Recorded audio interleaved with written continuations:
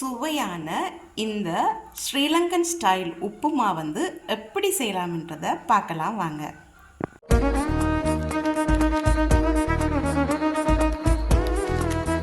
தேவையான பொருட்கள்: உருளைக்கிழங்கு, ஒரு உருளைக்கிழங்கு வெட்டி வச்சுருக்கேன், ஒரு வெங்காயம் வெட்டி வச்சுருக்கேன், 5 வெள்ளைப்பூடு சின்ன சின்ன துண்டுலாம் வெட்டி வச்சுருக்கேன், 5 மிளகாய் வெட்டி வச்சுருக்கேன், ஒரு துண்டு இஞ்சி, சிறிய துண்டு இஞ்சி இருந்தால் போதும், கருவேப்பிலை, அதுக்கப்புறம் வந்து போஞ்சி, கேரட், இது வந்து அவரைக்காய், அதாவது இது மாட்டவரை அப்படின்னு சொல்லுவாங்க, பெரிய அவரை. நான் என்ன மாதிரி இருக்கும் அப்படின்னு சொல்லி உங்களுக்கு காட்டுறேன்.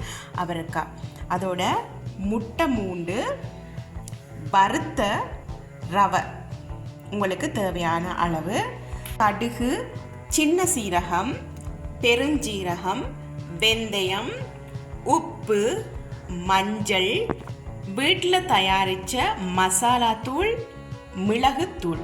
இந்த ஸ்பைசஸ் வந்து உங்களுக்கு தேவையான அளவு நீங்கள் எடுத்துக்கொள்ளலாம். தேங்காய் பால் வந்து இந்த உப்புமா செய்கிறதுக்கு வந்து எக்ஸ்ட்ரா ஃபேட் ஸ்ப்ரெட் தான் யூஸ் பண்ணுறேன். நீங்கள் வந்து தேங்காய் எண்ணெய் கூட யூஸ் பண்ணலாம். தேங்காய் எண்ணெய் அப்படி இல்லைன்னு சொன்னால் உங்கள்கிட்ட இந்த மாதிரி பட்டர் இருந்தால் கூட நீங்கள் பட்டர், அப்படி இல்லைன்னா நெய் கூடி சேர்த்துக்கொள்ளலாம். நல்ல டேஸ்ட்டாக இருக்கும்.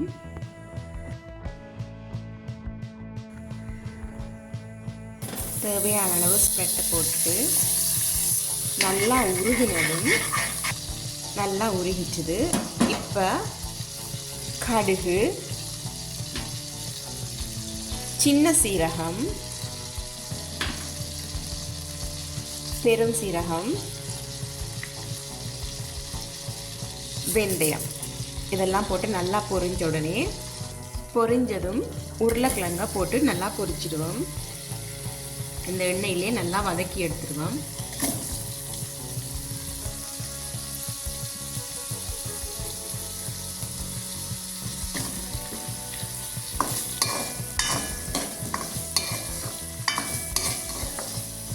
உருளைக்கிழங்கு வதக்கும் போது நீங்கள் கொஞ்சமாக லைட்டாக உப்பு சேர்த்து கொண்டீங்கன்னு சொன்னால் கொஞ்சம் குயிக்காகவே வதங்கிடும்.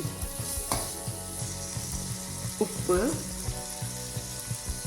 உருளைக்கிழங்கு கால்வாசி வதங்க ஆரம்பிச்சுட்டு இப்போ நம்ம வந்து இந்த அவரையை சேர்த்துக்கொள்கிறோம்.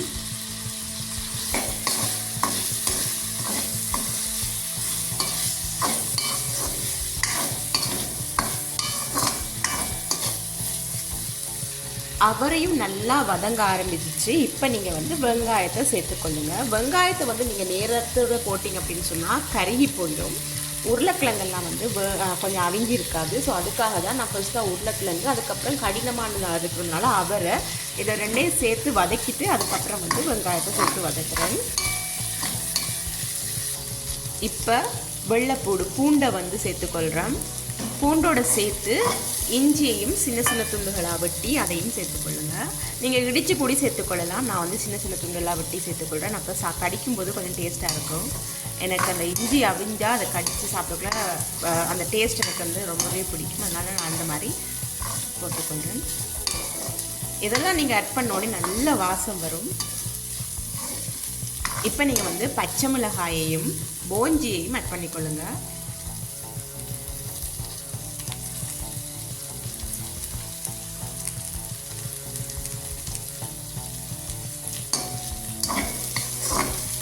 கட்டாயம் இதில் கொடுத்துருக்கிற மரக்கறி தான் போடணும் அப்படின்றது இல்லை.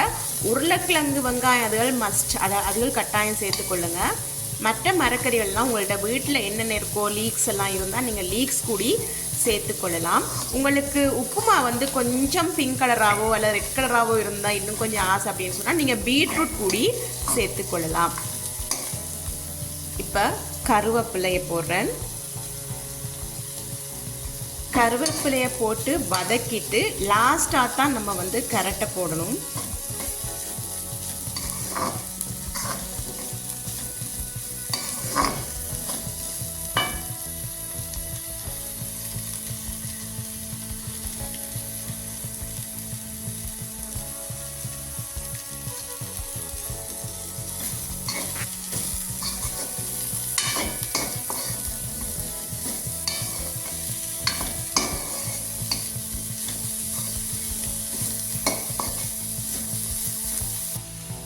முட்டையை மஞ்சத்தூள் போட்டு நல்லாவே இந்த மாதிரி பீட் பண்ணி எடுத்துக்கோங்க.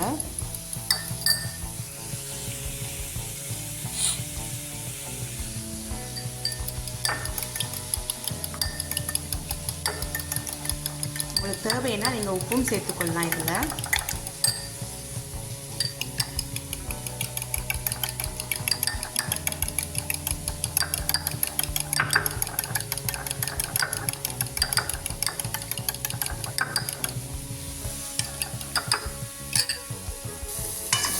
மரக்கறி நல்லாவே வதங்கிட்டு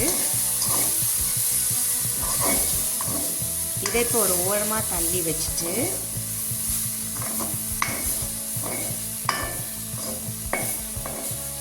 இன்னும் கொஞ்சம் ஃபேட் ஸ்ப்ரெட் சேர்த்துக்கோங்க.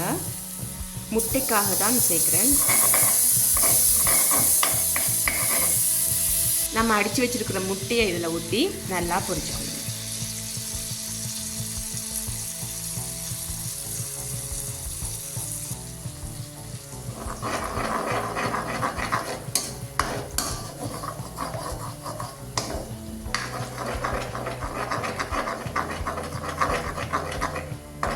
இப்படி நீங்கள் செஞ்சு கொண்டு இருந்தீங்கன்னு சொன்னால் தான் அந்த முட்டை வந்து சின்ன சின்ன துண்டுலாம் நமக்கு உடைஞ்சு வரும்.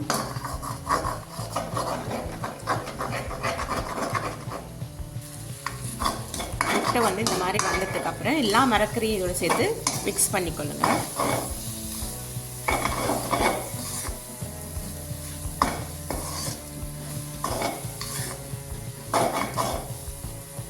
மஞ்சத்தூள் கொஞ்சம் போட்டுக்கோங்க. வீட்டில் செஞ்ச மசாலா நல்ல வாசனைக்காக கொஞ்சமாக போட்டுக்கொள்கிறேன். உரைப்புக்காக கொஞ்சமாக மிளகுத்தூள் சேர்த்துக்கொள்கிறேன். நல்லா மிக்ஸ் பண்ணிக்கொள்ளுங்க.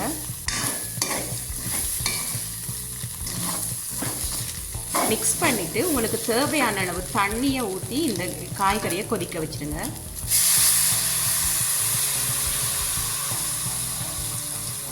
நல்லா கொதிச்சிருச்சு. இப்போ நம்ம இதுக்குள்ளே எடுத்து வச்சிருக்கிற தேங்காய் பாலை வந்து சேர்த்துக்கொள்வோம்.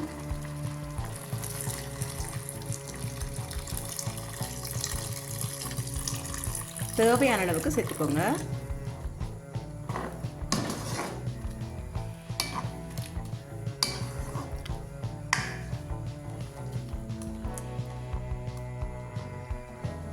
தேங்காய் பால் சேர்த்து நல்லா கொதி வர ஆரம்பித்ததும் உப்பை டேஸ்ட் பார்த்துருங்க. உப்பினுடைய அளவை பார்த்துட்டு உப்பு காணாது மாதிரி இருக்க கொஞ்சமாக உப்பு சேர்த்துக்கொள்கிறேன். நல்லா கொதி வரும் பொழுது கொஞ்சம் கொஞ்சமாக ரவையை சேர்த்து நல்லா கிளறி விடுங்க.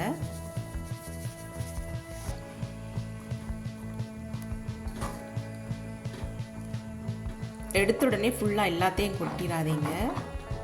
கட்டியாயிடும். சிலதில் கட்டியாகி உள்ளுக்குள்ளே அவிப்படாமல் இருக்கும். அதனால் கொஞ்சம் கொஞ்சமாக கொட்டி நல்லா அவிய விடுங்க.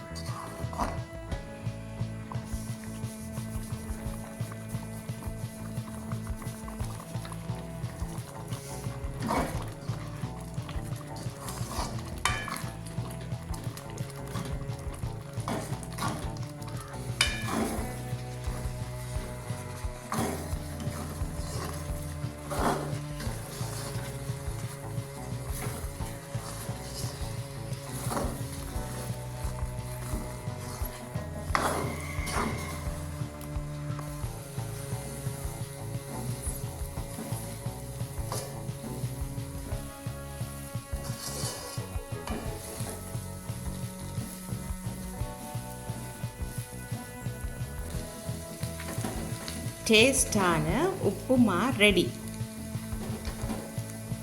நல்லா உதிரி உதிரியாக வந்திருக்கு பாருங்க.